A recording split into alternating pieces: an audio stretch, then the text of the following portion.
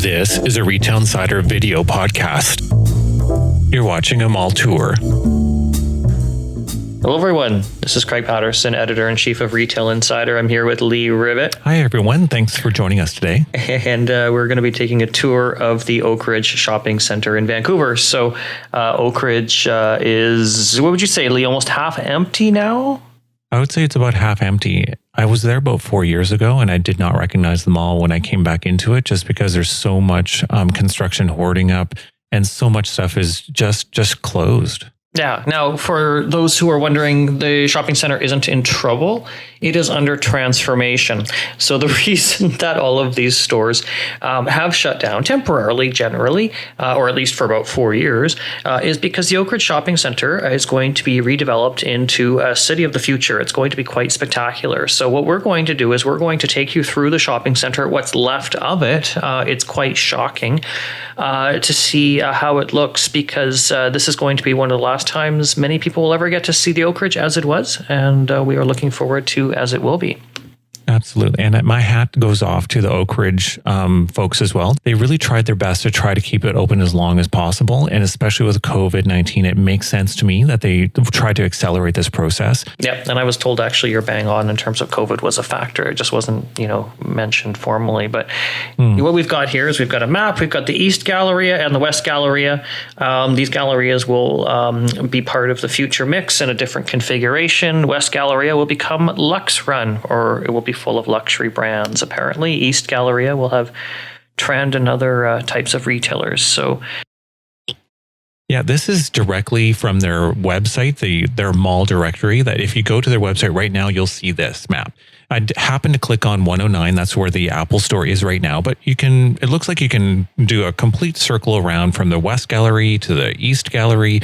And so the number, like all the stores looks like they're open. At the bottom left, there's even a Safeway that is looking like it's completely open. And I thought, hey, I can get my groceries while I'm still there. Rude Awakening, that's closed. So anyway, now moving forward, everything that you're seeing now that's now highlighted in red is what I found to be closed as when I showed up at the mall, and sections of the whole mall were shut down. So thank you, Lee, for highlighting the mall. This. Absolutely. Yeah. Showing that not a lot of retailers are open still. You bet. And at the end of the day, there was so much that has been covered over in red that it wasn't a very useful map. So thank you, Craig, for finding or being able to locate this lease plan map that is going to be much more useful for a walkthrough, because there's actual names of the retailers that were there before. Thank you to our source, I won't say who provided us with this lease plan, which we're going to be using to do our walkthrough in Oakridge, because landlord Quadreal, which owns the shopping center, didn't have a lease plan up on their website. So we're going to start outside. You bet. As if you came off of the SkyTrain, you can see the exterior of Crate & Barrel. And this is where you'd normally come in from the street, which is easier than coming in from a parking lot. But if you want to pause it here for a second, I just want to explain the actual map that we got from our source that we can't mention. You can see over on the right, that should be like a white spot, but it's completely shuttered and closed. So there's a lot of items in this map that are gray. And that's been, I think, to signify stores that were closing or have closed. So like, even though it's on the map as a white spot, it's not there anymore. It's closed. And straight ahead, you can kind of see like all of the Royal Bank area is also boarded up and closed. So you wouldn't be able to tell that used to be a Royal Bank, but we wanted to be able to show what was there. And that's what the map on the right is for. So this is us first walking in. And if you kind of look, there's a little kind of carport looking white area that is the main entrance point to a section of the mall that you'll see is completely shut down and closed. Like there's no retailers left that's open there. And that's normally where you'd wander through. You now kind of are shuffled over past the Crate & Barrel to this kind of corridor that is kind of behind where all the shops were. So if you want to pause, Craig, just for one moment, you can kind of see there's like a cupcakes in the map on the right half of the screen. There's a sushi. There's like all of those stores up there are like inaccessible. They're closed. They aren't there any longer. Trying to do the best of what they can do. But there's a little parking area here before you can kind of see some of the cars. And then you can kind of get into the hallway that's here. And as we're walking along, you can literally see what parts that we're now no longer able to see. It's shocking as soon as we get out of this tunnel, because you can see on the right, there's this construction hoarding that cuts off everything to the upper part of this mall where that Lassie truck is currently listed there. So you can't even get there anymore. That's shut down. And if we were to spin to the left, you would see an open Galleria that has some stores still open, but we're going to continue ahead to the right. So you can see there's a stairwell here. And as we kind of make a right turn and pause here, you can see there's a whole corridor that they built where this Nespresso used to be. So it's, again, they have put in a lot of effort to try to keep this mall still up and running, even though they're trying to do this transformation. So it's really exciting to see. So if you keep on going with it, you can like the whole hallway to the right is, I have no idea what they're doing, but I'm very excited to see what it's going to end up being. But straight ahead, that shuttered store that's closed, that's the perfect match in our map that's there. So you can see you can't even get to that major tenant area that was on the other side of it. So now we're into the mall, like straight up. So there we go. Seba Diamonds is still open. Absolutely. That's a high-end jewelry store. And Mika House. This is Mickey House. Yeah, children's wear from Japan. This is the only location in Canada, I believe. As you can see, totally closed. Everything's gone. Yeah, I hope it comes back. Like Geox, like fully closed. Geox Canada filed for bankruptcy protection recently. Really? Yep, last week. Interesting. Again, that wasn't like, must have been well before Oakridge situation here, but my gosh, look at this. Like, I mean, seriously, I had no idea what the store was. Thank God we have a map like this to see what was there. Yeah. And I think Macaj was less than a year old in that location there. Wonderful Canadian brand known for its outerwear and fashion. And here's the beautiful bay. Stuff. Hudson's Bay. So look at this. The Hudson's Bay store never did change its store frontage in terms of adding the new logo that they introduced in around 2013, I think it was. So that was a Woodward store, by the way. This actually became Woodward's flagship store in 1984 when they enclosed the shopping center. They put a roof on it. And I think it was 93 when the Hudson Bay Company took the stores over, and they actually subdivided Woodward's into two spaces, the Hudson Bay department store as well as Zellers. And then now they Apple have store, the right? Apple store, yeah. And then they have the Banana Republic that's still running, but look how beautiful these ceilings are in this Galleria. Like, that's one thing that I was really sad to see. Boys & Co. used to be here.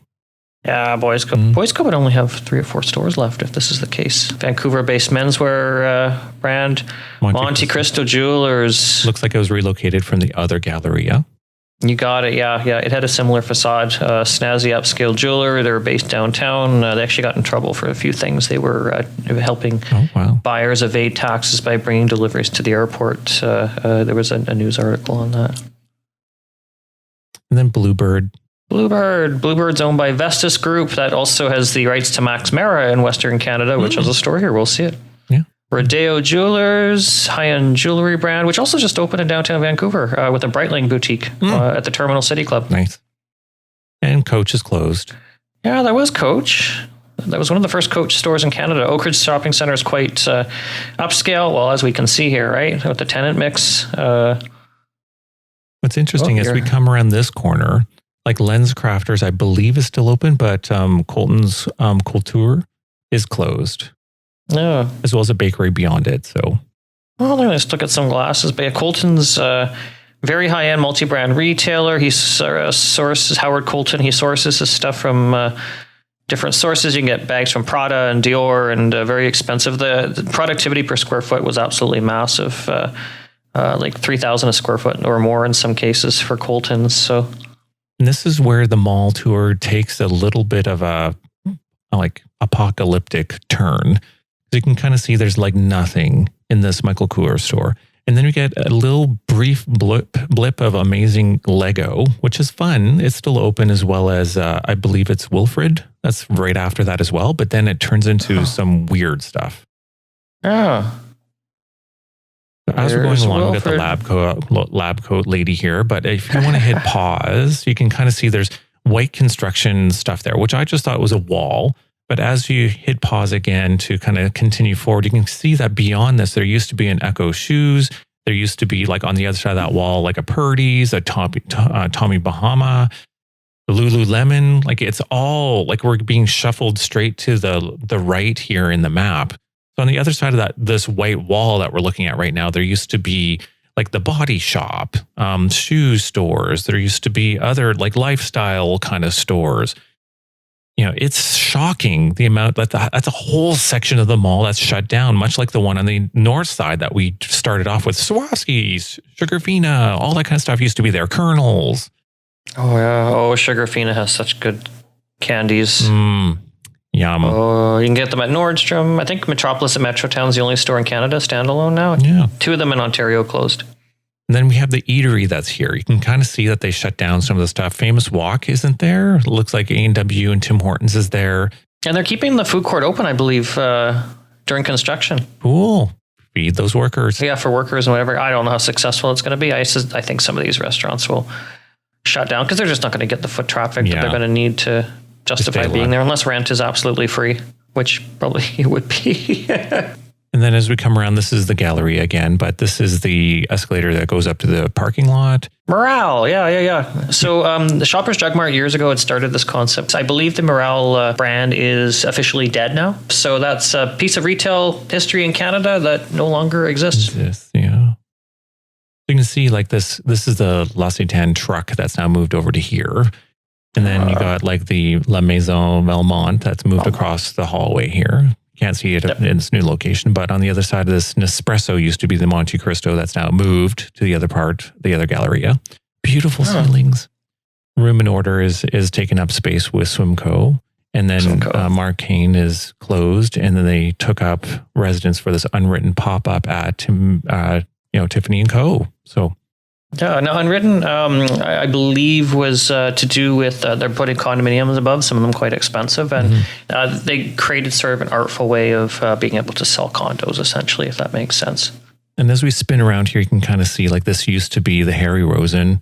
And we're just going to do another lap on, and to be able to take a look at the other side all the way around to kind of come back to square one. So again, Harry Rosen, beautiful ceilings. I keep on coming back to that. Beautiful ceilings.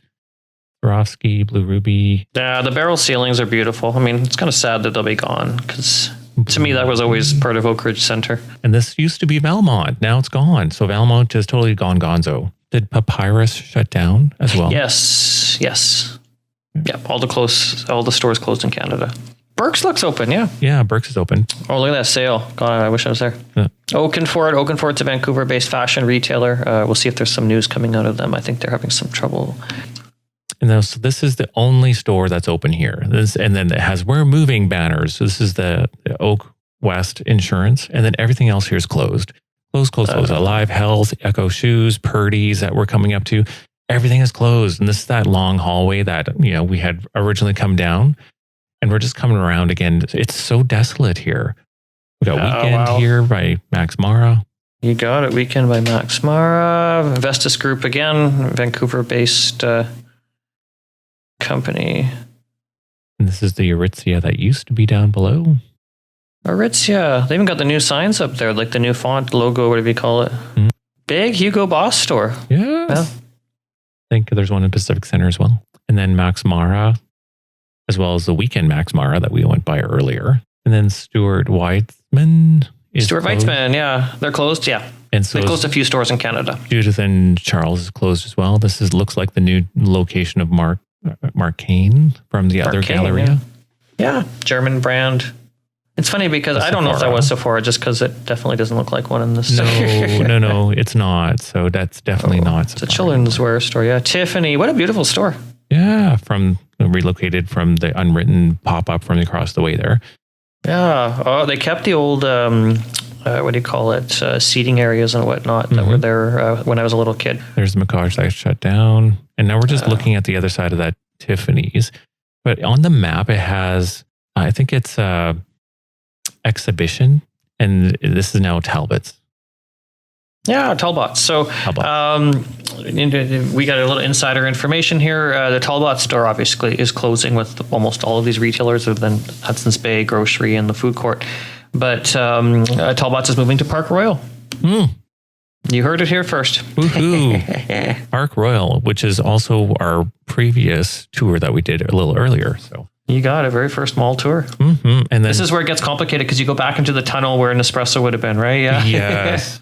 Yeah. So this is where you could have. Yeah. So we're coming back. This is where the Lassie truck used to be on the other side of the wall there. Yeah. So we're coming back to the other Galleria, which is where like the Harry Rosen was there. And then we're going to kind of time, because I didn't necessarily see the value in walking slowly through the actual tunnel again. So you see there's the tunnel, there's the handwritten. Now we're going to quickly zip all the way to the other end of that as quickly as possible. So you can kind of see what the Crate and Barrel looks like. Because I totally skipped over that because I was focusing on the other side of the actual like mall. Yeah. So here's the Crate and Barrel, right? So I just am going to show you a little bit of the exterior of Crate and Barrel, and then that's pretty much it. So any other final thoughts on the mall as this is really the last little bit? Yeah, I mean, it's pretty shocking to see Oakridge in this condition. Again, exciting things are happening, but this was part of, my history as a kid, wandering around Oakridge here and there. Really interesting shopping center.